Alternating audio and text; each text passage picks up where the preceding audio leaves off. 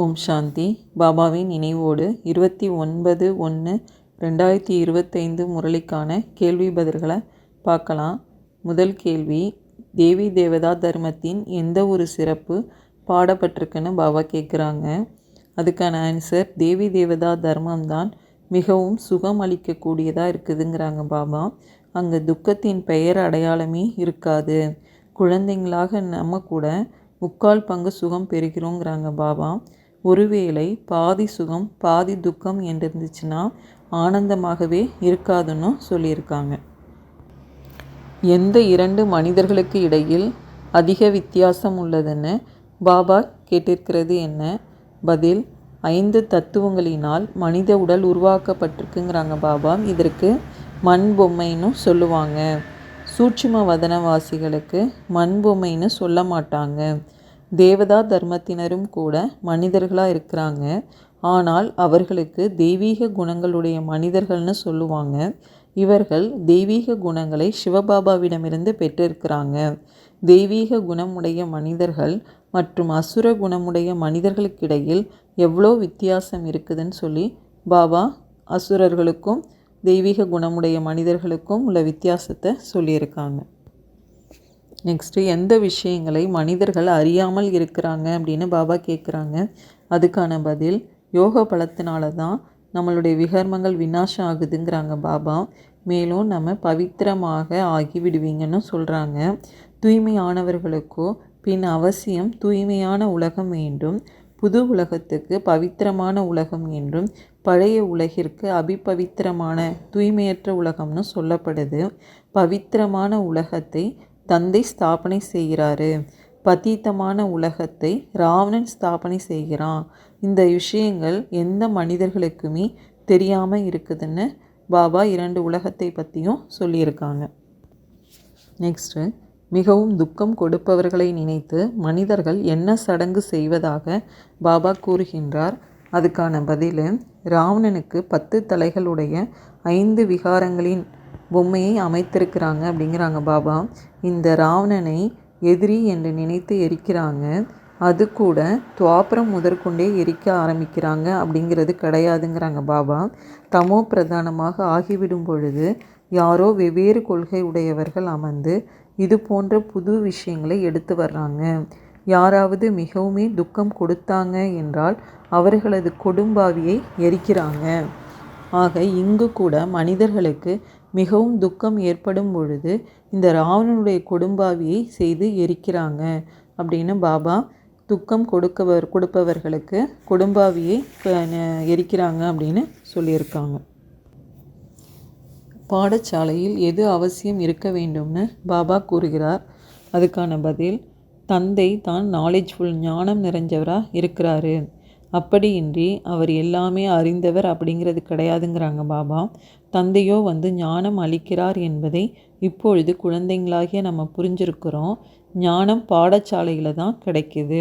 பாடசாலையில் aim object, அதாவது லட்சியம் அல்லது நோக்கம் அவசியம் இருக்கணுங்கிறாங்க பாபா.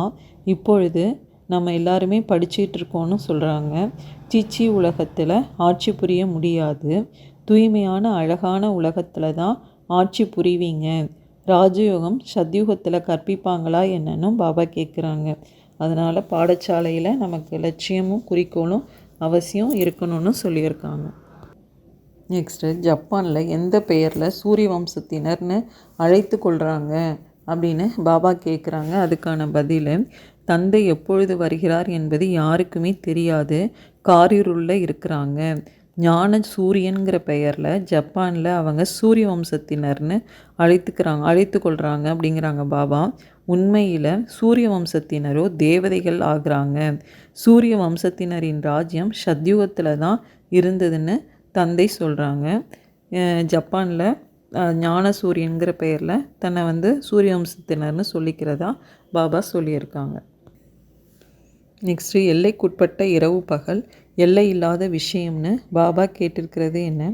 பதில், ஒரு சில ராஜாக்கள் இப்படியும் இருக்கிறாங்க அப்படிங்கிறாங்க பாபா. பகலில் உறங்கி விடுறாங்களாம், இரவில் தங்களுடைய சபையை கூட்டுவாங்க, பொருட்களை வாங்கும் காரியங்கள் செய்கிறாங்க. இது போல் இதுவரையும் அங்காங்கே நடக்குதுங்கிறாங்க பாபா. தொழிற்சாலைகள் இயந்திரங்கள் ஆகியவை கூட இரவுல இயங்குது. இவை எல்லைக்குட்பட்ட இரவு பகலாக இருக்குது. அது எல்லை இல்லாத விஷயமாக இருக்குது. இந்த விஷயங்கள் உங்களை தவிர வேறு யாருடைய புத்தியிலும் இல்லைன்னு பாபா சொல்லியிருக்காங்க. நெக்ஸ்ட்டு விகாரி பிராமணர்களை பற்றி பாபா சொல்லி இருக்கிறது என்ன? தேவதைகளுக்கு நீங்கள் சம்பூர்ண நிர்விகாரின்னு சொல்லுவீங்கங்கிறாங்க பாபா. எவ்வளவு தூய்மையுடன் அவர்களுக்கு கோவில் அமைக்கிறாங்க. பிராமணரை தவிர வேறு யாரையும் உள்ளே அனுமதிக்க மாட்டாங்க.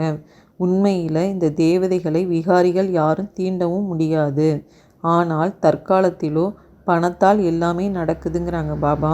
ஒரு சிலர் வீட்டில் கோவில் ஆகியவை வச்சிருக்காங்க என்றாலும் கூட பிராமணர்களை தான் அழைக்கிறாங்க. இப்பொழுது அந்த பிராமணர்கள் கூட விகாரிகளாக இருக்கிறாங்க அப்படிங்கிறாங்க பாபா. பெயர் மட்டும்தான் பிராமணர்கள்னு இருக்குது. இந்த உலகமே விகாரியாக இருக்குது. எனவே பூஜை கூட விகாரிகளால் தான் நடக்குது. நிர்விகாரி எங்கிருந்து வர முடியும்னு கேட்குறாங்க. நிர்விகாரிகள் இருப்பதே சத்யுகத்தில் தான். அப்படியின்றி யார் விகாரத்தில் செல்வதில்லையோ அவர்களை நிர்விகாரின்னு சொல்லலாம் அப்படின்னு கிடையாது. சரீரமோ பிறகும் விகாரத்தில் தான் உருவாகுதுன்னு சொல்கிறாங்க பாபா. இது முழுமையான ராவண ராஜ்யமாக இருக்குது என்ற ஒரே ஒரு விஷயத்தை தான் தந்தை சொல்லியிருக்கிறாரு. ராமராஜ்யத்தில் இருக்கிறவங்க சம்பூர்ண நிர்விகாரியாக இருக்கிறாங்க. ராவண ராஜ்யத்தில் இருக்கிறவங்க விகாரியாக இருக்கிறாங்க அப்படின்னு பாபா விகார மனிதர்கள் பிராமண ஆத்மாக்களால் தான் பூஜையெல்லாம் நடக்குதுன்னு சொல்லி புரிய வைக்கிறாங்க. ஆத்மா எதை உணர்கின்றது? பாபா நமக்கு மட்டும் புரிய வைத்துள்ளது என்ன அப்படின்னு பாபா கேட்குறாங்க. அதுக்கான பதில், இப்பொழுதோ நாம் சாந்தி தாமத்திற்கு செல்லணுங்கிறாங்க பாபா. இதை ஆத்மா தான் சொல்லுது. ஆத்மா ரியலைஸ் பண்ணுது, உணருதுங்கிறாங்க பாபா. நான் ஆத்மா ஆவேன் என்ற நினைவு ஆத்மாவிற்கு வந்திருக்குது. நான் யாராக இருக்கிறேன், எப்படி இருக்கிறேன் என்பதை வேறு யாருமே புரிஞ்சு கொள்ள முடியாதுன்னு பாபா சொல்கிறாங்க. பாபா பிந்து புள்ளியாக இருக்கிறேன் அப்படிங்கிறத நமக்கு மட்டும்தான் புரிய வச்சிருக்கிறேன் அப்படின்னும் பாபா பிந்துவாக இருக்கிறத சொல்லியிருக்கிறாங்க.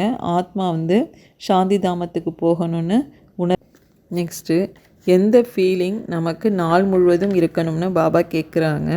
அதுக்கான பதில், நம்ம எப்படி நினைக்கணும்னா, ஆகா பாபா நீங்கள் எப்படி இருந்த எங்களை எப்படியாக ஆக்கிட்டீங்க என்ற இந்த ஃபீலிங் குழந்தைங்களாகி நமக்கு நாள் முழுவதும் இருக்கணுங்கிறாங்க பாபா. உங்களிடம் இருந்து எங்களுக்கு எவ்வளோ சுகம் கிடைக்குது. தந்தையை நினைவு செய்கையில் அன்பு கண்ணீரே வந்துடுதுங்கிறாங்க. எவ்வளோ அதிசயமான விஷயமா இருக்குது. நீங்கள் எங்களை துக்கத்திலிருந்து விடுவிக்கிறீங்க. விகார கடலில் இருந்து பார்க்கடலுக்கு அழைச்சிட்டு போகிறீங்க. இந்த ஃபீலிங் நாள் முழுவதும் இருக்கணும்னு பாபா புரிய வைக்கிறாங்க. பெரியதிலும் பெரிய ஒரே ஒரு தவறு எதுன்னு பாபா கேட்குறது என்ன? பதில், சிவபாபா நமக்கு ராஜயோகம் கற்பித்து கொண்டிருக்கிறார். உண்மையில் சிவராத்திரின்னு கொண்டாடப்படுது. ஆனால் மனிதர்கள் சிவபாபாவிற்கு பதிலாக ஸ்ரீ கிருஷ்ணரின் பெயரை கீதையில் எழுதி வச்சிருக்கிறாங்க. இது பெரியதிலும் பெரிய ஒரே ஒரு தவறுங்கிறாங்க பாபா. முதல் நம்பர் கீதையிலேயே தவறு செய்திருக்கிறாங்க. நாடகமே இவ்வாறு அமைக்கப்பட்டிருக்கிறது. பதீத்த பாவனர் நான் ஆவேனா இல்லை கிருஷ்ணரா என்று தந்தையே இந்த தவறை எடுத்து சொல்கிறாரு. உங்களுக்கு நான் ராஜயோகத்தை கற்பித்து மனிதனிலிருந்து தேவதையை ஆக்கினேன். எனக்கு பாடல் கூட இருக்குது இல்லையான்னு பாபா கேட்குறாங்க. அகால மூரத் அஜோனின்னு எனக்கு தான் மகிமை இருக்குது.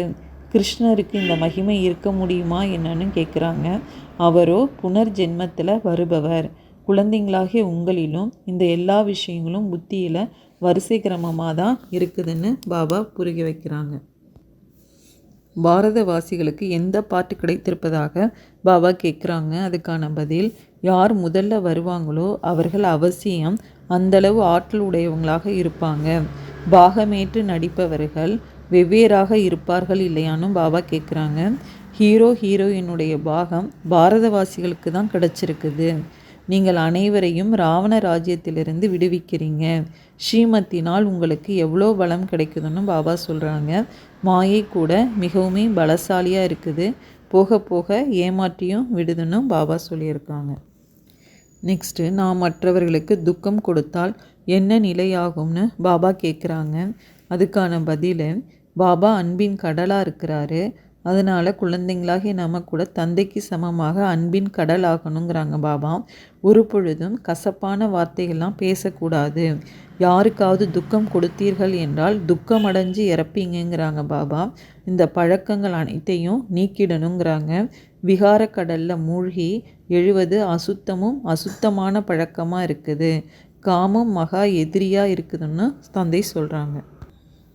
நெக்ஸ்ட் கொஸ்டின், ஏழைகள் சட்டென்று கொடுத்து விடுவதை பற்றி பாபா கூறியிருக்கிறது என்ன? அதுக்கான பதில், எத்தனை பெண் குழந்தைங்க அடி வாங்குறாங்க. ஒரு சிலரோ பெண் குழந்தைகளிடம் சரி தூய்மையாக ஆகு என்பாங்க. முதல்ல சுயம் நீங்களோ தூய்மை ஆகுங்களேன் அப்படின்னு பாபா சொல்கிறாங்க. பெண் குழந்தையை கொடுத்து விட்டோம் என்றால் செலவு ஆகிய சுமையிலிருந்து இன்னுமே விடுபட்டு விடலான்னு நினைக்கிறாங்களாம். ஏனென்றால் இவருடைய அதிர்ஷ்டத்தில் என்ன உள்ளதுன்னு தெரியலையே, வீடு கூட சுகமுடையதாக கிடைக்குமோ இல்லையோன்னு நினைப்பாங்க. தற்காலத்தில் செலவு கூட திருமணம் செய்கிறதுக்கு நிறைய பிடிக்குது அப்படிங்கிறாங்க பாபா. அதனால் ஏழைங்க சட்டென்று பெண் பிள்ளைகளை கொடுத்துட்றாங்க. ஒரு சிலருக்கோ பிறகு மோகம் நிறைய இருக்குதுன்னு சொல்கிறாங்க. எப்பொழுது சம்பூர்ண மூர்த்தி ஆகணும் அப்படின்னு பாபா கேட்குறாங்க. அதுக்கான பதில், சங்கம யுகத்தில் விசேஷமாக சர்வ பிராப்திகளின் தன்னை சம்பன்னமாக்கணுங்கிறாங்க பாபா. எனவே சர்வ கஜானாக்கள், சர்வ சம்பந்தங்கள், சர்வ குணங்கள் மற்றும் கடமைகளை முன்னால் வைத்து சோதித்து பாருங்கன்னு சொல்கிறாங்க. அனைத்து விஷயங்களிலும் அனுபவி ஆகியிருக்கிறோமா? ஏதேனும் ஒரு விஷயத்தில் அனுபவத்தின் குறை உள்ளதென்றால் அதில் தன்னை அனுபவி ஆக்கணுங்கிறாங்க. ஒரே ஒரு சம்பந்தம் அல்லது குணத்தின் குறை இருக்குன்னா சம்பூர்ண ஸ்டேஜ் அல்லது சம்பூர்ண மூர்த்தின்னு சொல்ல முடியாது. எனவே பாபாவின் குணங்கள் அல்லது தனது ஆதிஸ்வரூபத்தின் குணங்களை அனுபவம் செய்யணுங்கிறாங்க பாபா. அப்பொழுது தான் சம்பூர்ண மூர்த்தியாக ஆக முடியும்னு சொல்லியிருக்கிறாங்க. எதன் ஃபைலை முடித்து விடணும்னு பாபா கேட்குறாங்க. அதுக்கான பதில், ஆவேசத்தில் வருவதும் கூட மனதின் அழுகையாக இருக்குது. இப்பொழுது அழுகையின் ஃபைலை முடித்திடணும் அப்படின்னு பாபா சொல்லியிருக்கிறாங்க. தேங்க்யூ பாபா.